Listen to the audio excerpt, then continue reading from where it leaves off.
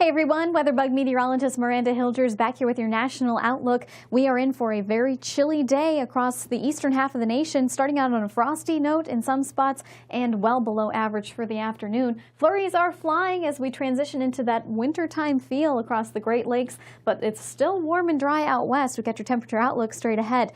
Now, we had some frost and freeze concerns to start the day after a big chill came across the entire eastern half of the country. Just about 24 degrees of a temperature drop in the past 24 hours here in Chicago, 17 degrees different into St. Louis and Des Moines, so a big chill in the air to start the day for your Saturday, and temperatures through the afternoon hours will likely be a good 15 to 20 degrees below average. Chicago, we are only going to scoot into the upper 40s through the afternoon. International Falls, the nation's icebox, at 42, and Bismarck at 49, so 15 degrees below the norm. And places like Minnesota and Wisconsin saw their first coating of snow for the season. Carlton, Minnesota, we thank Todd for that shot of some snowfall on the cars, and Cloquet, just outside of the Duluth area, where we've got a coating on the grassy surfaces.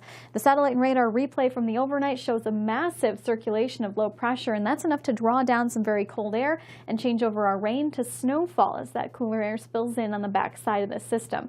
Now, the snowfall forecast keeps things on the quiet side. It looks like southern Canada could see a little bit more snowfall, but here across portions of northern Minnesota and Wisconsin, it's likely to be a few flurries at best, but all this wet weather begins to shift eastward, so the northeast will be in for some cold rain, actually. And another low pressure system heads for the Ohio Valley and Great Lakes.